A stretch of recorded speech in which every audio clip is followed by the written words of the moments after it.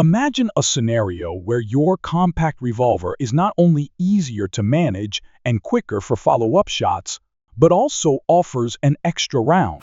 This isn't a fantasy. It's the reality presented by revolvers chambered in .32 caliber. In this discussion, we'll explore the often overlooked advantages of .32 caliber snub-nosed revolvers and why they could be a superior choice for self-defense compared to the widely favored .38 Special or even the potent .357 Magnum.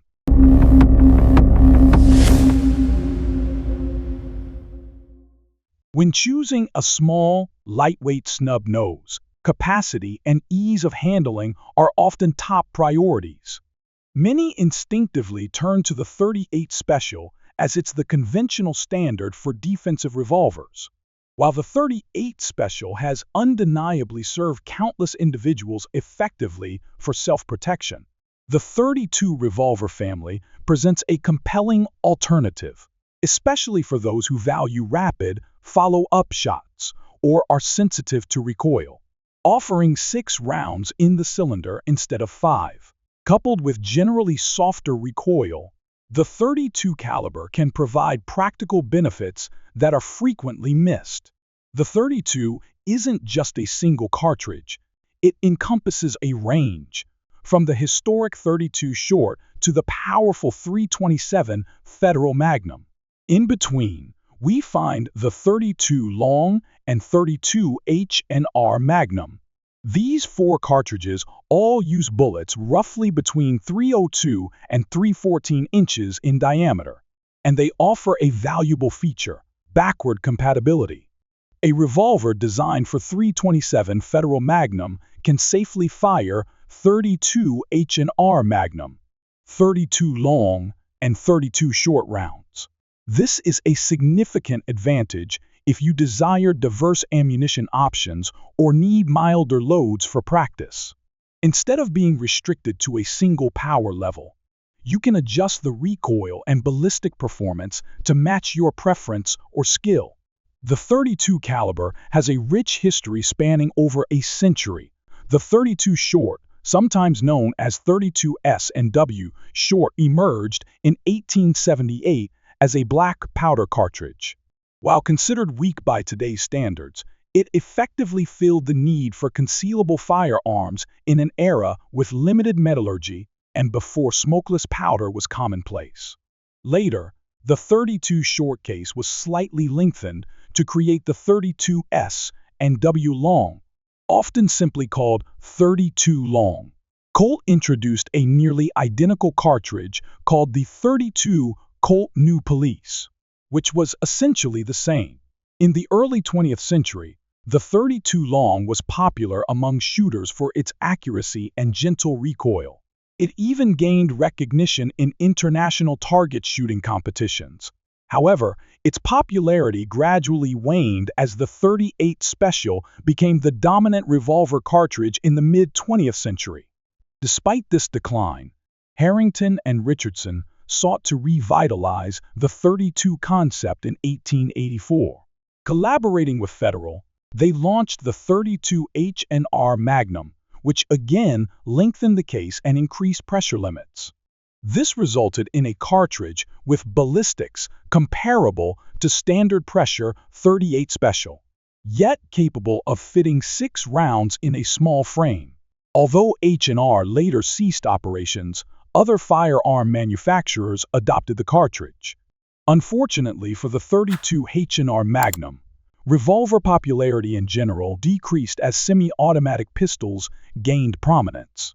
It remained a niche choice favored by a dedicated group who appreciated its combination of low recoil and slightly higher capacity. These enthusiasts, many of whom were handloaders, recognized the conservative pressure specifications of the .32 H&R Magnum.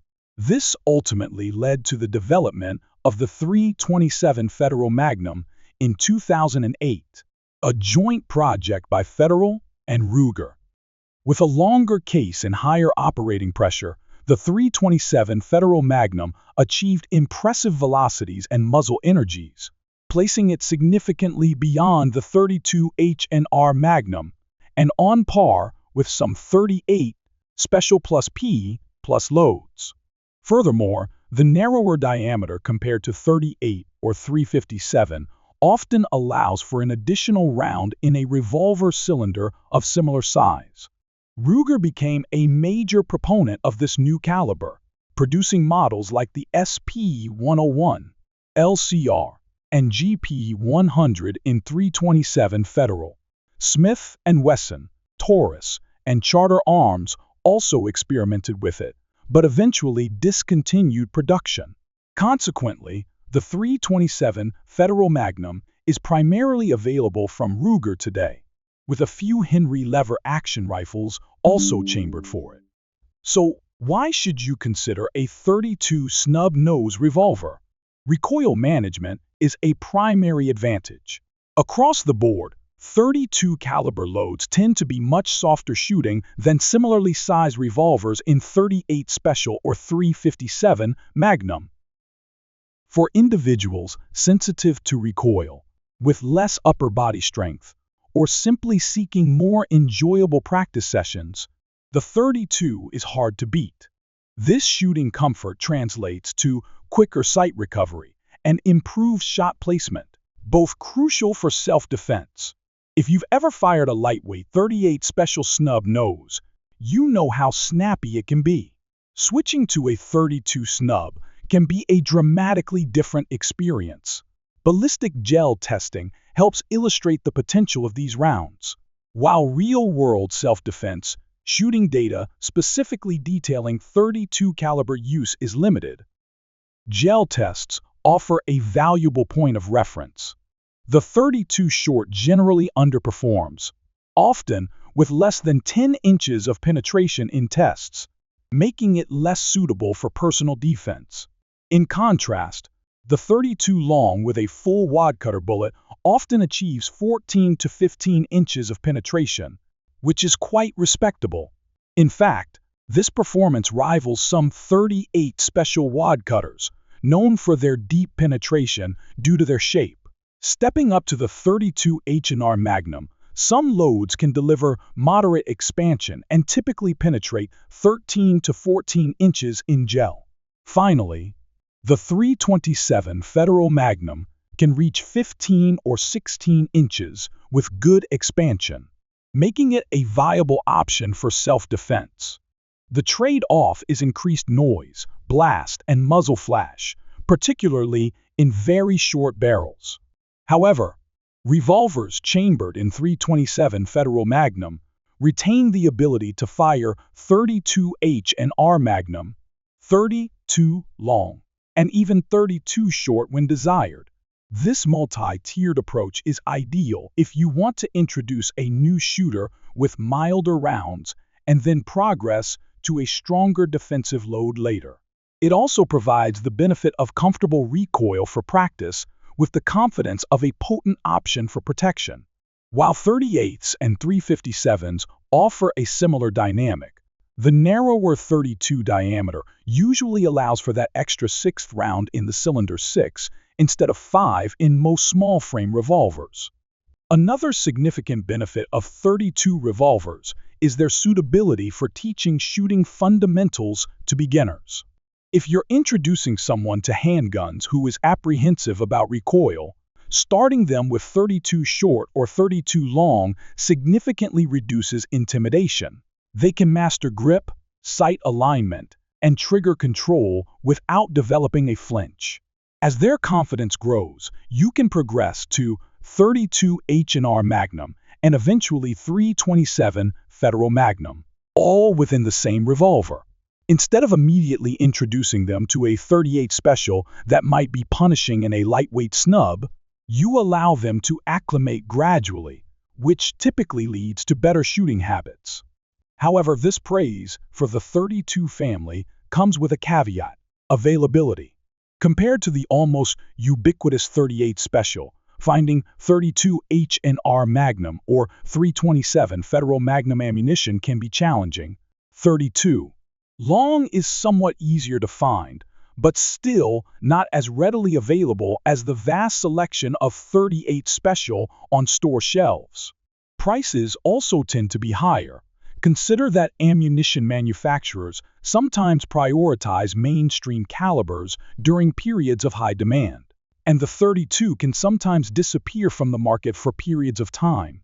If you are a hand loader, you can mitigate some of these issues by reloading your own ammunition, which can actually be a rewarding aspect of shooting 32 fine-tuning loads for optimal power and recoil. However, this requires time and resources for reloading equipment, which isn't practical for everyone. Firearm availability can be similarly limited. Ruger is the primary manufacturer consistently producing .327 Federal Magnum revolvers today. Their LCR, SP-101, and GP-100 lines have, at times, included .327 models. Smith & Wesson, Charter Arms, and Taurus have ventured into these calibers in the past, but you would likely need to search the used market, and prices can increase due to scarcity. While you might find a good deal, don't expect to walk into any gun store and see a wide selection of 32 revolvers.